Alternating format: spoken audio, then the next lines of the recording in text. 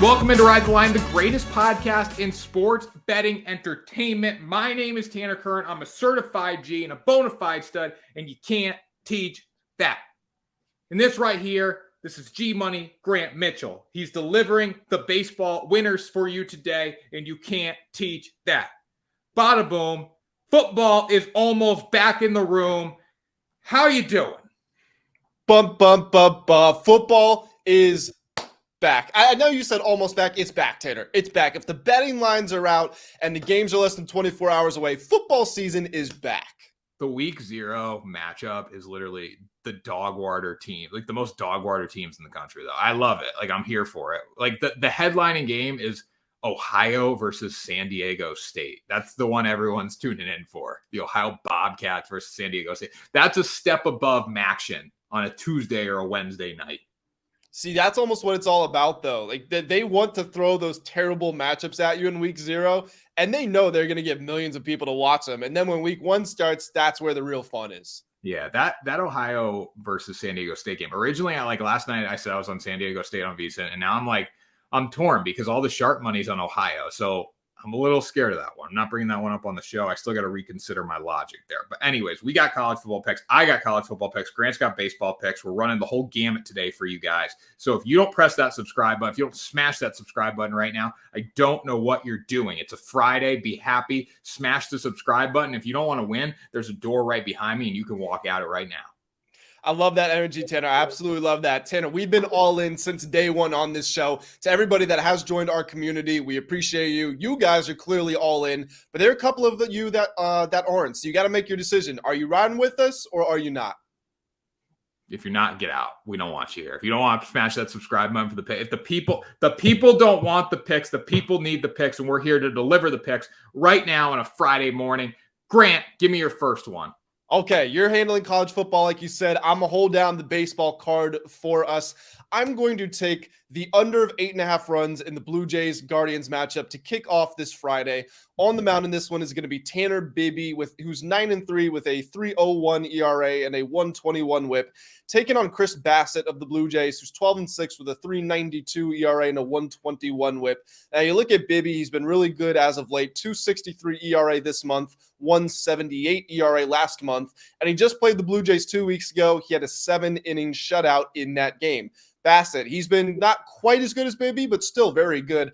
3.32 this month, 3.82 last month, and he's also got a 2.83 ERA at home, this game being played in Toronto. You look at these teams scoring over the last month. The output has been very low. The Blue Jays are 21st. The Guardians are 29th. So they are both bottom 10 in scoring. And I know this isn't how you calculate over-unders, but if you add up their average runs per game, you get to 7.5. The line's at 8.5. Again, that doesn't solely determine the over-under, but it does give us an indication of how well they have been scoring. And then on top of that, the bullpens are good. The Guardians are 10th in bullpen ERA over the last month. The Blue Jays are second. So we've got good pitchers, good relievers. The offenses have been trending under. And then also just the way the Blue Jays are, we talk about it all the time. They're one of the most wasteful teams in the league. They get a lot of guys and runners in scoring position, but then they never convert them. And the Guardians struggle to get anybody on base. So I love the under here. This might be my favorite play of the day, and I just did it first. Yeah, it's a good play here. I think the Guardians are not going to hit the ball that well. The Blue Jays might hit a little bit. It's not going to be enough to get this game over the total if only one team hits, except that was my logic yesterday. I thought the Red Sox and Astros would go under, and the Astros scored 1 run. The Red Sox put up like 17. So hopefully it works out for you, Grant, today. My first pick right here. This game's all about America, even though we're playing in Ireland. This is 2 American teams. The Notre Dame Fighting Irish, the overrated Notre Dame Fighting Irish versus the Navy Midshipmen. New season for Navy, new head coach, Brian Newberry. He was the DC last year.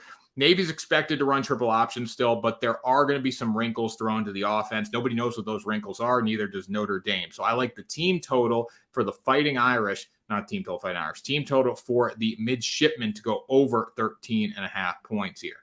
This bet's good because in the sense of you can't cover in garbage time if you're getting blown out. So if Navy does get blown off the field here, I'm more confident in their team total of 13.5 because they can score in the fourth quarter if they're down by 40 points. If they're competitive, they're still going to hit this 13.5. They're going to have to. So I think there's multiple ways to hit this. And in the end of the day, it's only 2 touchdowns. Last year, Navy faced Notre Dame. Notre Dame beat them by 3 points, 35-32. They escaped. This game's in Ireland. It's a brand new season. It's the first game of the year. There's a lot of unknowns coming into this one. I do think Navy can put up 13.5 points. Another thing, Notre Dame's front seven is absolute trash. And we're going to see that throughout the year. I don't know if we'll see it in this game, but we're going to see it throughout the season when they start playing competitive teams. Navy has grit. All these service academies, they play with grit. Even if they're not the best teams out there, they have real grit. I do love your point about you might not be able to cover in garbage time if you're getting smoked, but you are probably going to score a touchdown, and that would lead the game to go over. I think that is very astute, and so I actually love your pick because of that. I said on the last show that I wrote a preview. I had to pick against the spread, and my pick was Navy plus 20.5. Forgive me if the line has moved in the last couple of days, but I think I like your pick more. I think that's really good. I love that. I mean, I like 20.5. Like, it's up to 21 in some places. I like it all. Give me the midshipman. 35-32 last year, game in Ireland. We know it's going to be close. Sam Hartman, are you that guy? I don't know. When you go to Notre Dame, you probably won't be because they kill quarterbacks there. So give me Navy 13.5. I love that. My second play here, I'm going to go ahead and get us back on the diamond. I'm going to take the New York Mets. Now, you can take them on the money line for fair value. It's just about minus 115. But you know what? The Mets are awful, and you don't get a chance to do this very often.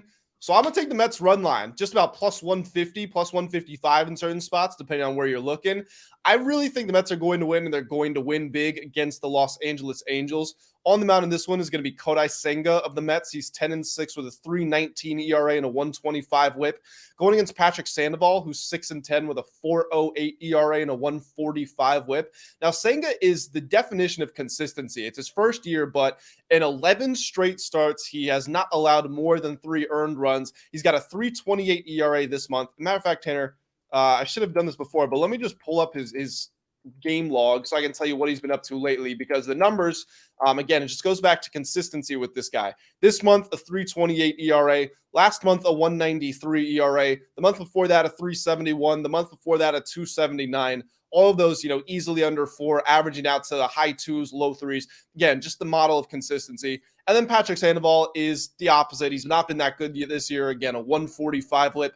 Got a 4.74 ERA in this month alone. Now, the Angels have scored fewer runs than everybody in the league over the last 2 weeks, and they're like right near the bottom over the last month. And I also just think that, yes, Shohei Ohtani might play in this game. We don't know at the time we're recording it, but he tore his UCL. I know other players like Bryce Harper have played through similar injuries, but you can't convince me he's not going to be in some level of discomfort, even if he only does play the DH role. He's dinged up. Mike Trout just went back to the IL. The Angels were not a good team to begin with. They're actually really bad on the road. The Mets have a winning record at home despite having a terrible season. I just think the Angels' morale is going to be so low coming off that Shohei injury. Shohei is half, if not more, of that team's offense by himself. He's banged up. Kodai Senga is really good. And the Mets have actually covered in 8 of their last 11 games. This is my final thing here. Covered in 8 of their last 11 games. The Angels in just 6 of their last 21. Mets minus 1.5, not plus 1.5. Minus 1.5 for plus 150 odds. I love that for a plus money pick. I do like it. It's hard to bet on the Mets, but Kodai Senga at home is an absolute stud. Shohei Ohtani probably plays tonight. If he does, he's going to be in discomfort. Honestly, he probably should just get surgery and get ready for next season because he's not going to be able to pitch through this. So it'll be interesting to see what happens there, but I don't mind the pick, Grant. I like it. I wouldn't bet on the Angels here.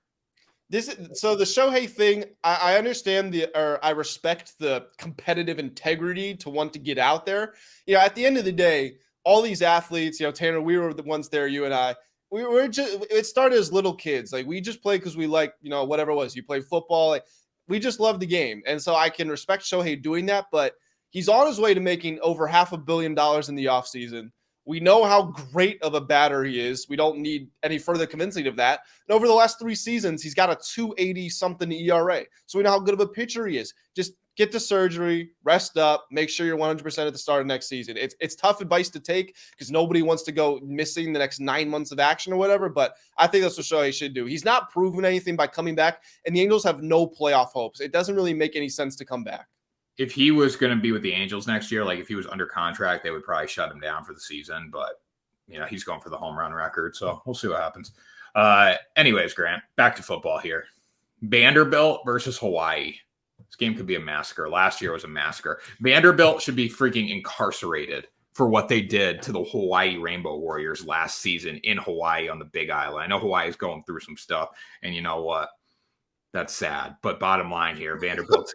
No, it's sad. It is sad. It's going to be on their mind. But Vanderbilt's better football team. I'm betting the line, Grant. What are you laughing at? Just like, you know what? It's sad. It is sad. It is sad. I'm not saying it's not sad, but I'm saying Vanderbilt's probably going to whoop that ass. Like, Vanderbilt's a better football team here. This is the SEC. I don't think it's going to be as much of a blow as last year. They won by 53 points last season. I don't think we're going to get to that level this year. I am saying, though, that Vanderbilt's going to do some damage in this one. A.J. Swan's going to play quarterback. Vanderbilt's got their top 3 receivers back. That's going to be huge for them. They are replacing some guys on defense. Vandy wasn't great in the secondary last season, but Hawaii also didn't do anything against them last year. Hawaii's going to run the run and shoot offense. Their quarterback, Braden Shager, should have a tough time, though. Again, Vanderbilt up front is, beast-like, especially against a team like Hawaii. I think they're going to put a lot of pressure on Shager, and this game is going to go in favor of Vanderbilt minus the 17.5 points. They're going to win by 28.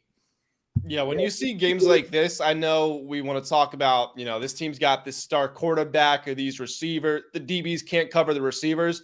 In my opinion, these matchups you can tell when it's really lopsided by looking in the trenches. And I mean, that Vandy D line is going to be really good. But it's just, Taylor, you played offensive line. Like if your quarterback doesn't have a backbone or a structure in front of him, he can't do anything. And I think we're just going to see that. I think it's going to be men against boys. I love Vanderbilt to get a big win here as well. Also, when you see like 17.5, like bookmakers trying to pull you to the dog there, so, I mean, because realistically, if this, they're not going to go up to 18. Like, if it was 20, you probably might look towards Hawaii a little more. But, like, at 17.5, it's like, they want me to take Hawaii here. I'm not going to do it. I'm going to take Vandy at home. Even though Vandy Stadium, have you seen that? Have you seen all the – Has it been finished yet? No, it's like the end zone's like a construction zone. Yeah, I saw it was under construction. When's their first home game? Is it next week maybe? No, they're at Vandy here.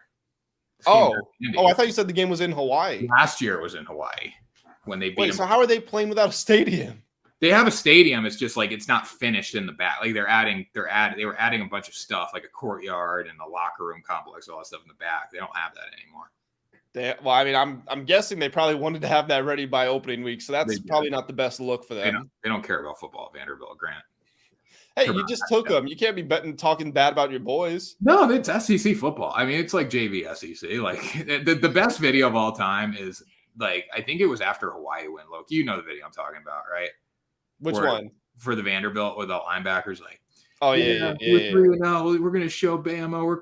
Bama's next, and then Jalen Hurts was like interview, like, yeah, technically we are next on their schedule, and they beat them like 63-10 on the road. Yeah, that's a pretty famous video. I've definitely seen that. We'll get back to college football in just a second, but I got to give you my final pick here. I'm going to take the Tampa Bay Rays money line versus the New York Yankees. Garrett Cole on the mound for the Yankees here. Now, that alone would maybe give some hesitance to some people, but hasn't quite been the same lately. His numbers for the year, 10-4 with a 3.03 ERA and a 1.07 whip.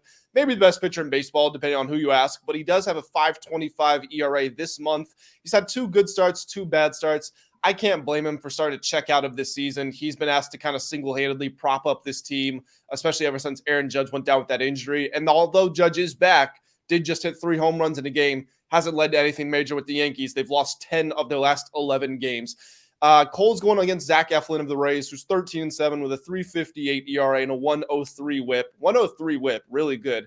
He's got a 3.27 ERA this month. He had 1 bad start, but he did shut out the Yankees in 6 innings at the start of the month, and that was, of course, on the road. Now he's getting to meet them back in his home stadium where his ERA is better. The team plays a lot better. The Rays are 43-22 at home. The Yankees are 25-33 on the road. The Rays offense also has come soaring back. They just scored 18 runs the other day.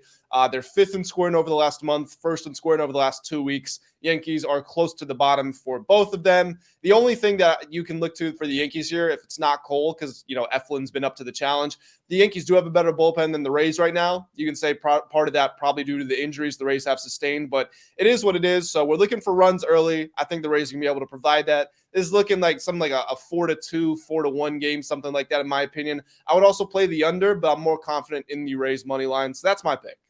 I got Nerfy in this one, a Rays money line. Good play. Garrett Cole's checked out. And he can only give up like one run. Like if he gives up 2 runs, there's a chance he's going to get a loss. Yeah, 100%. I mean, it's not just a chance. Like that's what's been happening. If he gives up 1-2 runs, the Yankees lose. Yeah, definitely. It's not a good time to be a Yankees fan. It's amazing how bad the Yankees have been and fallen off. It's terrible. They got to figure it out. Anyways, last pick here. This one, absolutely love it. USC team total over 48.5. I know it's a lot of points. They're going against San Jose State. They should be able to put the ball in the end zone 7 times.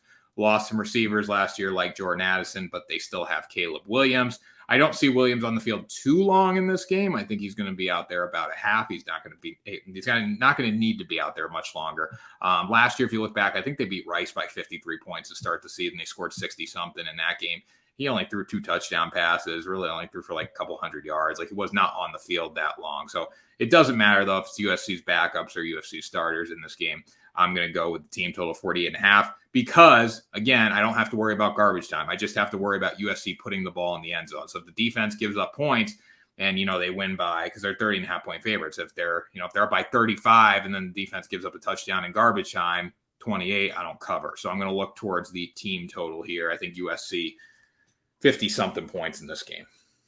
I think that's a smart play to go with the team total, not the spread, because we have high expectations for USC. A lot of people putting them in the college football playoff, myself included. But if they're going to do that, they're going to have to rebuild the defense. They were not that good last season. They were good in some metrics, but not great in others. They brought in a lot of guys in the transfer portal. You think that those problems are going to be solved, but you don't quite know. And on top of that, this is really a preseason game for USC. They can put the worst guys on the roster out there. They'll win by double digits. So I think the team total, not the spread, I think that is a sharp play.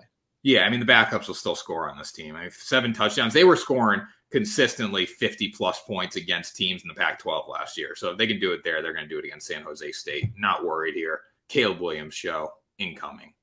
Yeah, and by the way, I think it's only one person that's ever won the Heisman 2 times in their college career. You think Caleb Williams can do it this year? No, it hasn't been done since 75. Archie Griffin. Archie Griffin, right? Griffin in 75, 75, 76, or 74, 75.